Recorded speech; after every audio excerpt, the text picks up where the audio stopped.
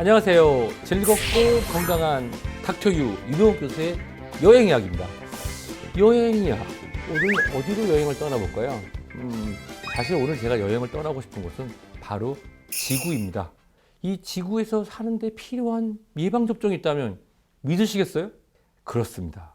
사실 우리가 매년 9월부터 시작해서 10월 말 11월 초에 접종을 하고 또 필요하신 분들은 그 이듬해 2월에도 하는 예방접종이 있어요. 바로 인플루엔자 예방접종인데요.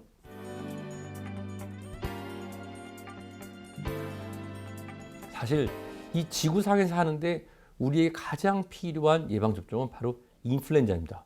인플루엔자라고 하는 것은 급성 바이러스로 인한 호기 감염 질환입니다. 인플루엔자가 조금 낯설다고요? 독감은 들어보셨죠? 아, 맞아, 독감. 감기가 독해지면 독감이잖아.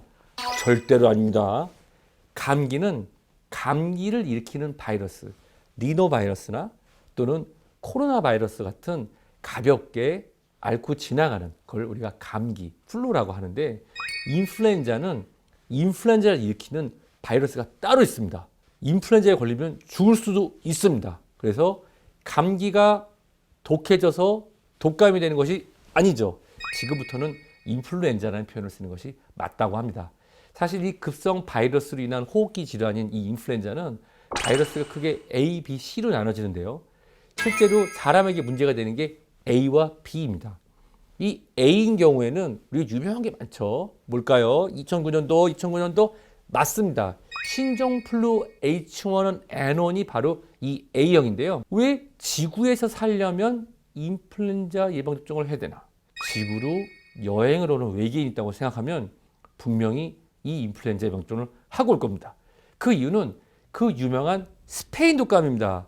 이 스페인 독감은 1910년에서 20년 사이에 스페인, 뿐만 유럽까지 강타해서요. 유럽 인구를 엄청나게 줄였습니다. 1차 대전, 2차 대전보다 더 많은 사람이 죽었다는 것이 바로 이 스페인 독감, 바로 스페인 인플루엔자인데요. 그것이 1960년도에는 홍콩 독감을 불렀죠. 홍콩 인플루엔자. 그때도 사람 많이 죽었습니다. 2009년도 우리나라 온 국민을 공포에 떨게 했던 바로 그 신종플루도 사실 인플루엔자 그중에 A타입에 속하는 겁니다. 이 바이러스는 실제로 엄청나게 많은 바이러스들이 서로 변이를 일으키고 교차 반응을 일으키면서 매년 새로운 얼굴로 나타나는 것이 바로 인플루엔자입니다. 작년에 인플루엔자 독감 걸리셨던 분, 아우 나 작년에 걸렸으니까 독감 예방접종 안 해도 돼.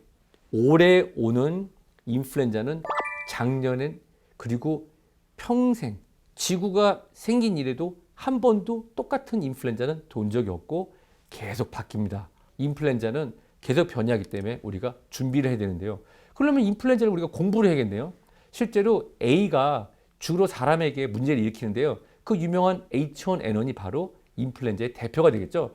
여기 보시면 A 같은 경우 H1N1, H3N2가 주요 유행 바이러스니까 그래 올해 유행할 녀석이 어떤 건지 미리 예측을 해가지고 예방접종에 넣으면 되는 거죠.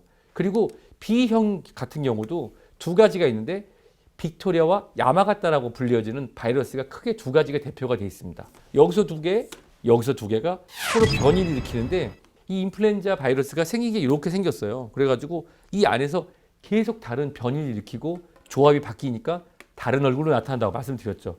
그래? 그러면 뭐 요거 미리미리 예방해가지고 예방접종 하면 되겠네. 그런데 기존에까지는 그 예방접종 안에 3가지만 들어있었던 거예요. 그나마도 안 맞으신 분들은 3개짜리, 4개짜리 중요하지 않습니다. 제가 드리는 말씀은 항상 인플루엔자가 유행하기 4주에서 6주 전에 예방접종을 하자는 건데요. 예방접종을 하기 좋은 가장 좋은 시기를 언제인지 한번 더듬어 볼까요? 바로 어르신들은 9월 달에 국민건강 접종이 시작될 때 65세 이상 어르신들은 가까운 보고소와 일정 시간이 지난다면 병의원에서 무료로 맞을 수가 있습니다. 그렇지만 이 예방접종이 유효기간이 즉 효과를 보는 것이 약 4개월에서 6개월 정도 되기 때문에 65세 이상 어르신 중에서 고혈압, 당뇨, 폐질환 또는 만성 신부전 등으로 투석을 하시는 분들은 다는 아니고요. 주치 선생님과 상의하셔서 9월에 예방접종이 가능한 시기에 바로 맞고 그리고 선별적으로 그 이듬해 2월에 한 번 더 맞는 2번 맞는 경우도 적지 않습니다. 건강한 사람이 본인의 가족과 본인의 건강을 지키기 위해서 예방접종하기 가장 좋은 시기는 바로 매년 10월 말부터 11월 초에 완성하시는 게 좋고요. 그렇게 되면 가장 많이 유행하는 시기인 12월, 1월을 충분히 커버하고도 늦게 유행하는 3월 초까지도 약효가 충분하기 때문에 그때 예방접종 하시면 좋습니다. 자, 이 그림 한번 다시 볼까요? 그래요. A에서 2개, B가 2개가 있다고 그랬는데 그 중에 뭐야? 빅토리아는 야마가타 하나만 듣고 있었네요. 그랬습니다. WHO에서는 매년 하나를 선정을 했었어요. 왜냐하면 기술적인 문제도 있고 가격적인 문제가 있죠. 더 많이 배포해서 사람들이 이 인플루엔자 예방접종을 함으로써 인플루엔자의 대유행, 즉 판엔데믹을 막기 위해서는 가격과 기술력 그리고 부작용까지 고려했던 그런 정책이었는데요. 이제 그 기술을 갖다가 우리가 확보하게 된 것이죠. 그렇다면 과거에 이 3개짜리 예방접종이 효과가 아주 없었던 걸까요? 다음 이 막대 그래프들이 변하는 걸 한번 볼까요? 이게 무슨 의미가 되느냐? 자, 이 북반구 기준으로 2002년, 2003년 A타입에서 H1N1, H3N2는 들어가고 B타입에서 야마가타와 빅토리아 중에 하나를 골라서 넣었는데 빙고! 맞췄어요.